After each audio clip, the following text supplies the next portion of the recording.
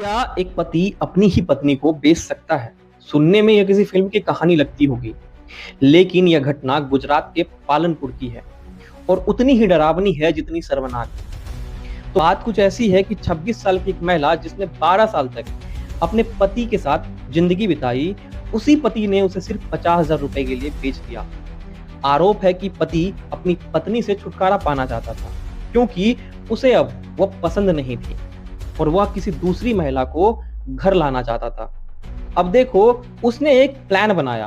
Plan इतना खौफनाक था कि उसने अपनी पत्नी को झूठे बहाने से घर से बाहर बुलाया। दोस्तों के साथ मिलकर उसे एक फ्लैट पे ले गया और वहां उन सभी ने उसके साथ मिलकर दरिंदगी की। इसके बाद उसे 1.5 लाख रुपए में किसी दूसरे परिवार को बेच दिया, जहां से उसे 50,000 रुपए एडवांस दिए गए और उस महिला के साथ कई दिनों तक बंधक बनाकर वहां पे दरिंदगी की गई। हैरानी की बात है कि यह अपराध छुपाने के लिए उसने पुलिस के पास जाके झूठी अपनी पत्नी के गुमशुदगी का रिपोर्ट भी दर्ज करवा दिया।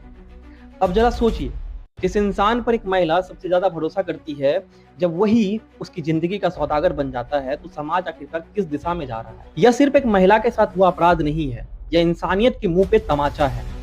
सबसे चिंता की बात यह है कि महिलाओं की तस्करी, घरेलू हिंसा और यौन अपराध जैसी खबरें हमारे देश में लगातार बढ़ती जा रही हैं। आए दिन हम इस तरह की घटनाएं सुनते हैं। रिश्ते अब विश्वास से नहीं, कई जगह पर लालच, स्वार्थ और हैवानियत से संचालित होते दिखाई दे रहे हैं। सवाल सिर्फ गुजरात का नहीं है, सवाल पूरे समाज का है। अगर एक पति अपनी पत्नी को बेच सकता है, तो क्या हम सच में एक सभ्य समाज में रह रहे हैं? तुम अपनी राय कमेंट में जरूर बताना।